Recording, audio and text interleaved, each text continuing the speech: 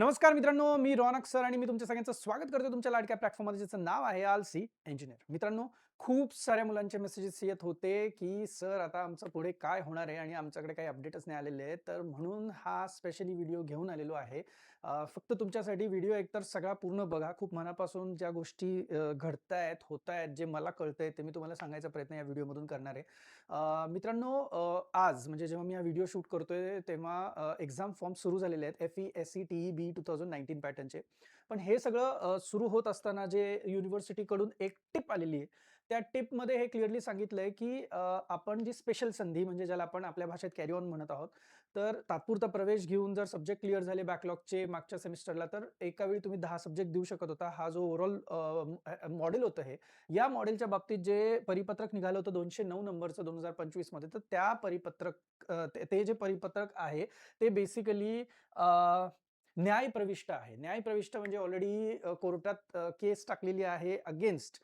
याबाबतीत मी डिटेलमध्ये सांगतो की नक्की काय झालंय, कुठं झालंय, कसं झालंय.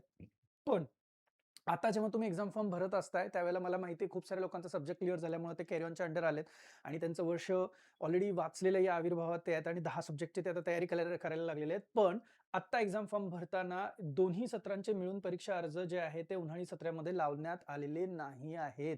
त्यामुळे आता जर कॅरी ऑनची मुलं फॉर्म भरायला सुरू करत असतील, तर त्यांना त्यांचे पेपर्स जे 10च्या 10 अटेम्प्ट करायचे होते, ते एक्झाम फॉर्ममध्ये त्याची एंट्री केलेली नाहीये. कारण प्रकरण हे न्यायप्रविष्ट आहे. त्यामुळे विद्यार्थ्यांना आणि पालकांना हे सांगण्यात यावं, की त्यांनी युनिव्हर्सिटीमध्ये याबाबतीत इन्क्वायरी करू नये. असं एक एक मेसेज जो आहे तो विद्यापीठाकडून किंवा एक्झामिनेशन डिपार्टमेंटकडून आलेला आहे, असं कळलेलं आहे. राइट? आता सगळ्यात महत्त्वाचं म्हणजे मी नेहमी सांगतो, की जसा धुरंधरमध्ये डायलॉग आहे ना, की हिंदुस्तानियों के जो दुश्मन सबसे बड़े दुश्मन जो है, एक नंबर पे हिंदुस्तानी ही है.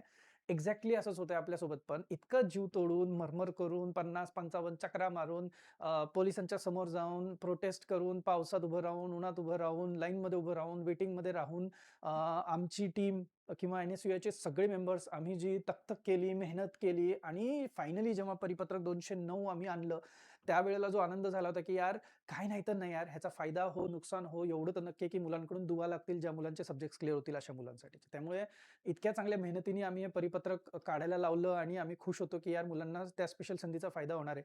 पण कसं असतं ना, स्टुडंट्सना कुठल्या गोष्टीचा फायदा होतोय, हे आता स्टुडंट्सलाच बघवत नाही. त्यामुळे जी कोर्टात केस टाकलेली आहे, ती जेवढी मला माहिती आहे, म्हणजे तुम्ही कमेंट सेक्शनमध्ये मला करेक्ट करू शकता. लॉच्या कुठल्यातरी विद्यार्थ्यांनी ही युनिव्हर्सिटीवर केस टाकली, की त्यांनी हे जे कॅरी ऑन दिलेलं आहे, हे लीगली जे ते करेक्ट नाहीये, तर त्याच्यामुळे बाकीच्यांवरती अन्याय होतोय वगैरे, वगैरे, फलाना-फलाना. त्यामुळे तारखा पडत होत्या.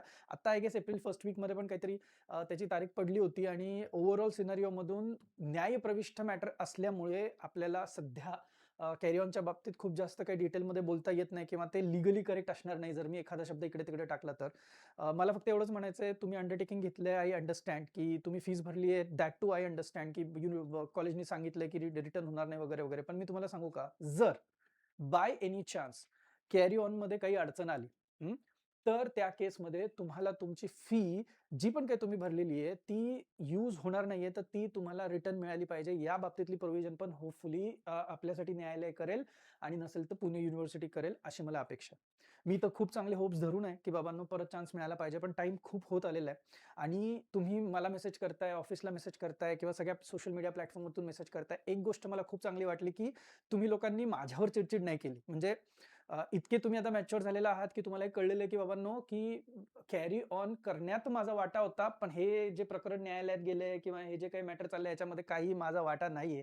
त्यामुळे तुमचं वर्ष वाचावं ही एक चांगली भावना घेऊनच मी यासाठी मैदानात उतरलो होतो आणि खूप दिवसापासून काही अपडेट तुमच्यापर्यंत आलं नव्हतं. तर म्हटलं एकदा तुम्हाला भेटून अपडेट द्यावं आणि तुम्ही अजिबात काळजी करू नका. जेव्हा पण माझ्याकडं त्याचा एक लेजिट अपडेट येईल ना, ते लेजिटवाला अपडेट घेऊन मी नक्की येईल. उगाच कुठून तरी ऐकलेलं किंवा कुणीतरी सांगितलेलं किंवा बरेचसे स्टुडंट्सचे ग्रुप्स आहेत, अनऑफिशियल ग्रुप्सवरती बऱ्याच काही चर्चा सुरू आहेत.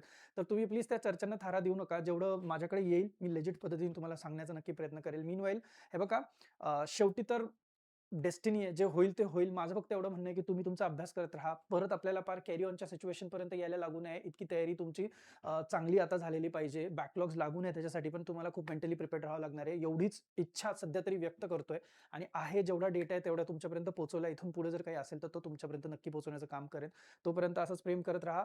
बरेच सारे कोर्सेस जे आलसी इंजिनिअरवरती आहेत त्याच्यावरती आम्ही आता फटाफट ऑफर द्यायला सुरुवात केलेली आहे. कारण काय होतंय, मुलांना खूप सारे ऑप्शन्स आता अवेलेबल झालेली आहेत आणि आम्ही जी मेहनत केलेली आहे, आम्हाला असं वाटतं की आम्ही खूप मनापासून केलेली आहे आणि तर मुलांपर्यंतच जर ते पोहोचत नसेल, तर त्याचा काही अर्थ नाही राहणार आहे. तर सगळ्या कोर्सेसवरती आपण ₹300 फ्लॅट ऑफ ठेवलेले आहेत. ऑफिसचा नंबर तुम्हाला माहितीच आहे, डिस्क्रिप्शनमध्ये पण मी द्यायला लावतो. बस अभ्यास करा. एकमेव तेवढीच फक्त इच्छा आहे आणि आय गेस तुम्ही लोकं समजून घेताय मला काय म्हणायचंय, माझे इंटेन्शन्स पण समजून घेतायत. चला भेटूया नेक्स्ट व्हिडिओमध्ये. तोपर्यंत थँक यू. So much.